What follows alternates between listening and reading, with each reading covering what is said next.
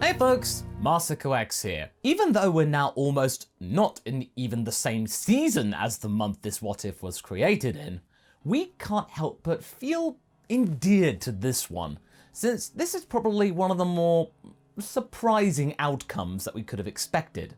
Caulifla, originally from Universe 6, was celestially Uno reversed into Universe 7, Uno-versed, and Gohan vice versa. Even though it'll be a very long time until we see Gohan in this story, as for our little cauliflower, we've seen plenty.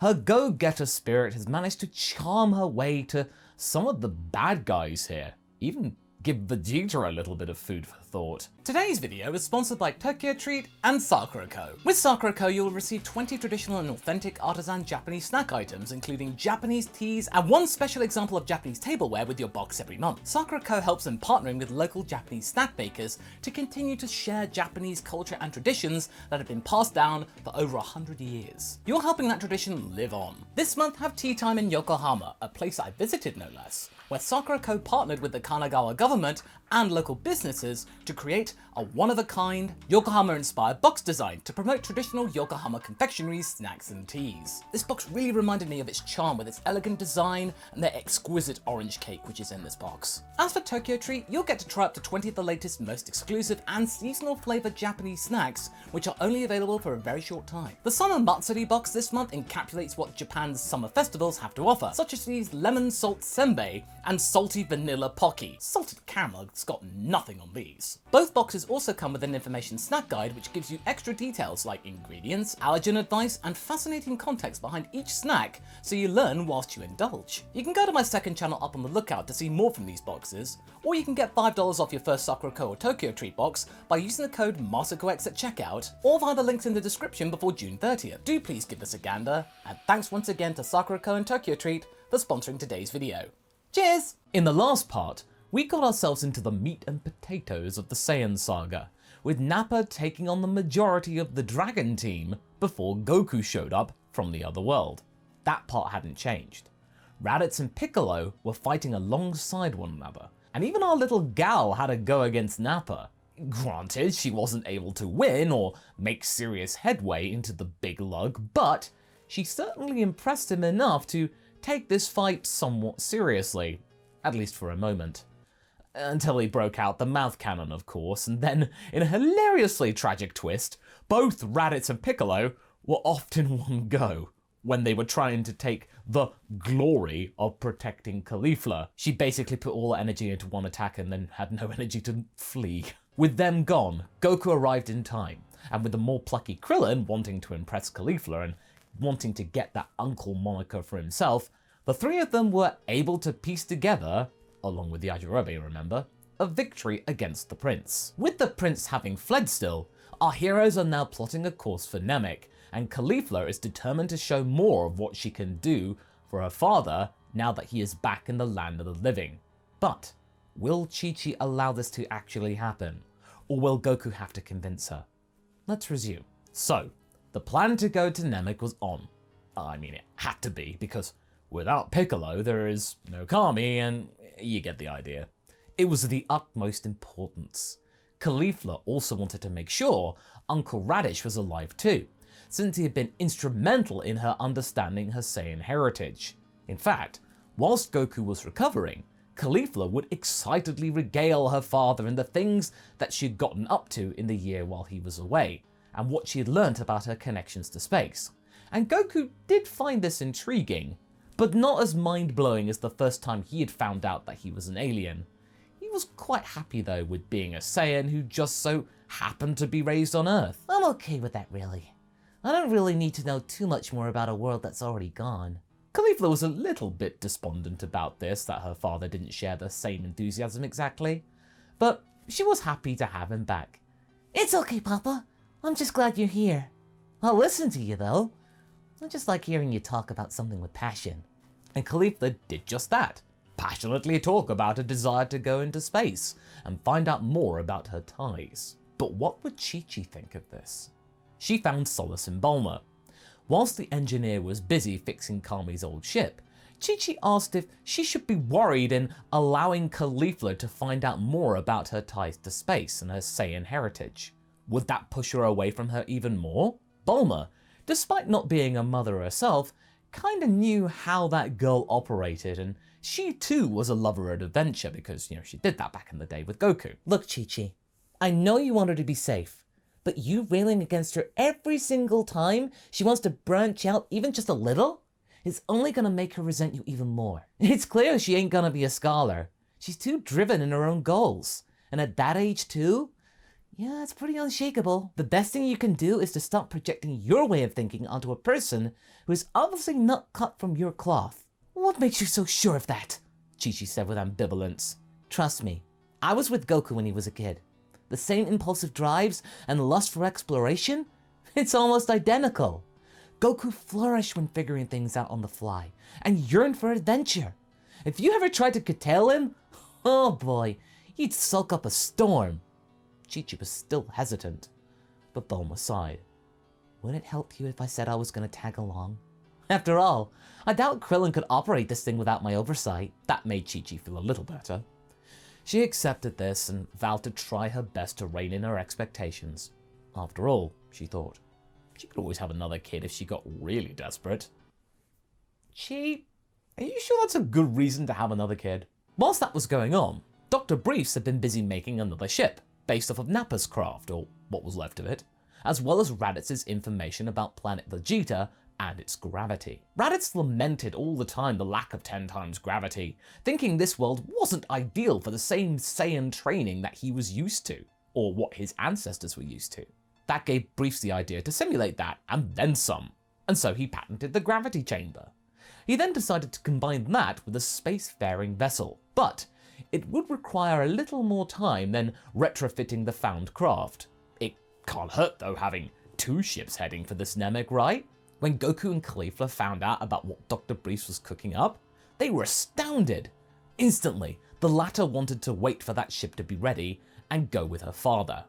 Chi-Chi, again, was against this, but curtailed herself, remembering what Bulma had said. To be fair, Goku had been gone for a year, and this would be a good chance for them to reconnect again after all that time. He was her father, so at least a parental figure would be around. So Chi-Chi thought it best for her to simply just go home and await for their return. Caulifla was a little sad though. Aren't you gonna see us off, Mom? No, I trust you'll be safe. Have fun. It was going against every fibre of her rationale, but this was the first step in order to try and find some kind of relationship for the future with her dissimilar daughter. When Chi-Chi left, Caulifla looked to Bulma. Is Mom mad at me? She said with concern. Bulma had to think carefully with her choice of words. No, sweetie. She's just a little nervous. Nervous? Yeah. You're going off into space. Not many people on Earth get to do that. Caulifla nodded.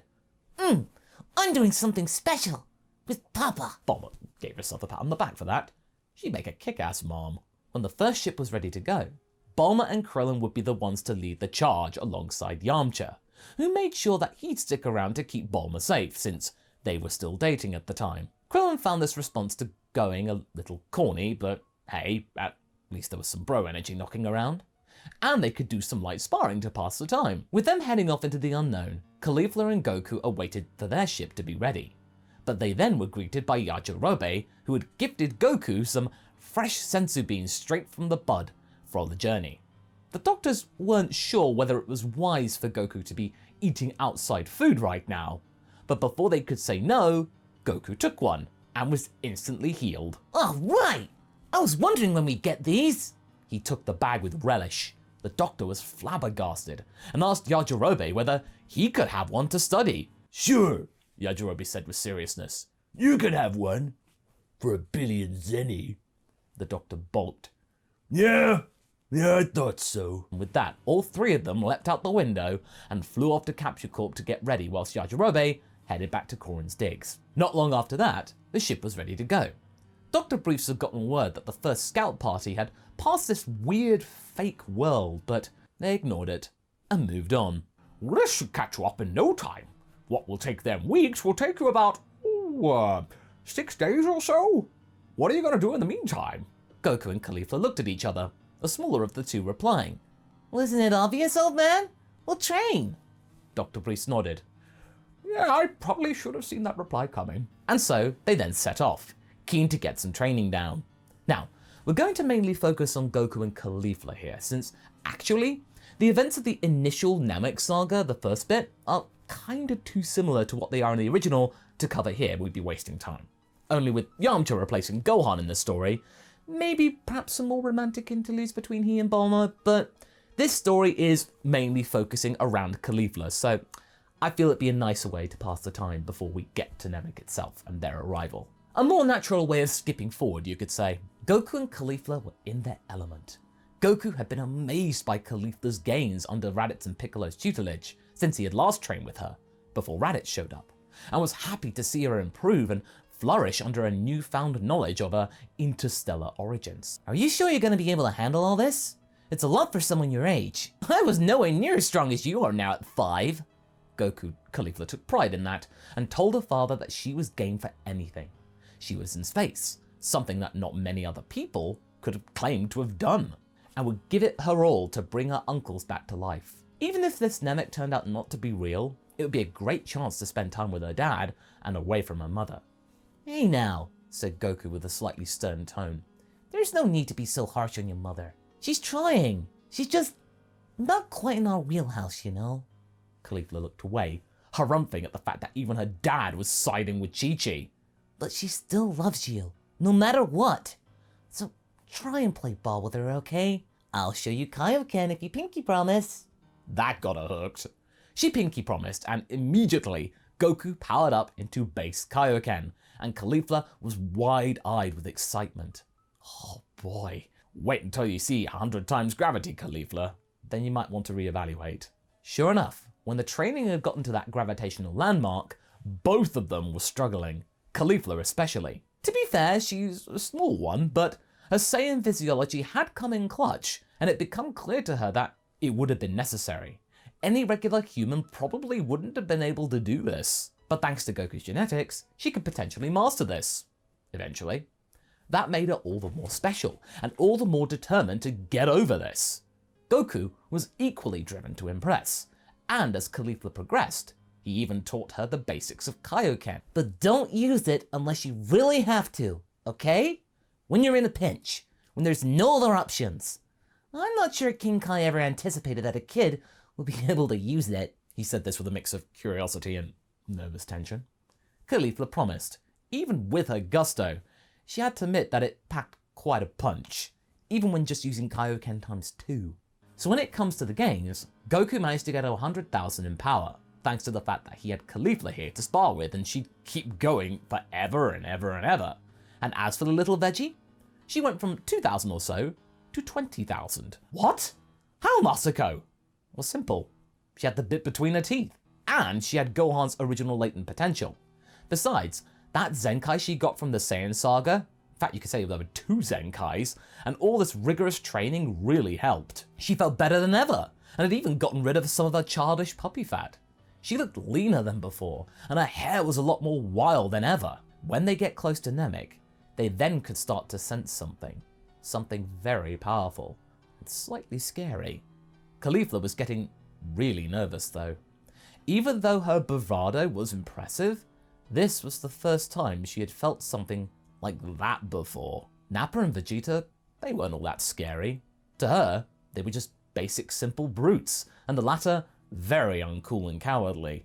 But this power she could sense was incredibly daunting. She wasn't sure whether she could handle this, but her father calmed her down. Relax, Collie, we can take it. I'm sure the others will be pleased to see us.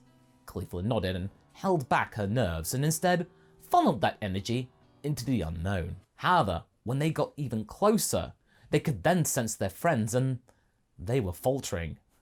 Wait, Vegeta? He was here? This got the pair of them a little bit unsettled. Sure, Vegeta was nothing compared to them in power now, but, well, that didn't matter in a way. His actions alone could easily spell discord and confusion for their friends in their bid to get the Dragon Balls. And on top of that, There were even bigger powers, and now 5 other powers. This made the challenge all the more difficult than they had originally anticipated. After all, they thought this would have been a simple exercise of going to a planet, maybe a chance to train while they were at it, but now? Ooh, they had a battle on their hands. But at least Krillin and Yamcha's powers were bigger somehow. Guess their sparring paid off, they thought. Well, they don't know about the whole potential that Guru gave them. The pair landed a little distance away from the fracas, sensing even Vegeta now struggling. They had gotten there just in time. Goku then proceeds to wreck Recoome and terrify the likes of Berta and Jace, but they are then swamped by Vegeta, who had now recovered thanks to Goku giving his allies a senzu bean. Even he. Caulifla wasn't overly keen on giving Vegeta a bean, but Goku said they needed all the help they can get right now. I know it's hard, but sometimes we just gotta work with people that have a common goal. Caulifla harumphed and instead decided to have some fun scaring Jace. Granted, he was stronger than her, but right now, after what he had seen, he was extremely rattled and fleeing for his life. And with Caulifla around, a little kid, acting scary, he was paranoid. Stay back, run! He said with genuine fear. Caulifla played off of that. Oh yeah? You gonna run from a little girl? She said with a malicious smirk. Jace walked backwards and into the chest of Vegeta. He looked around.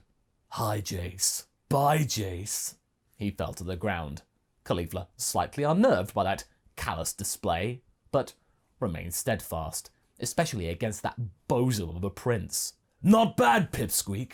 There's hope in you yet becoming a true Saiyan warrior. But she ignored that and flew off to regroup with Goku. Vegeta was irritated. Don't you walk away from me, you little brat! Despite her now being not too far off in power to him, he was still sore that he was being snubbed like that. However, he would get some catharsis when Ginyu rocked up and fought against Goku, and realized that with a power of 200,000, Ginyu had no chance. He then had to resort to his patented Change Now technique. And it would have worked had Caulifla not shown up. You see, she was not going to risk losing her dad again, not after the last time, and proceeded to take the blast. She just did it, without thought.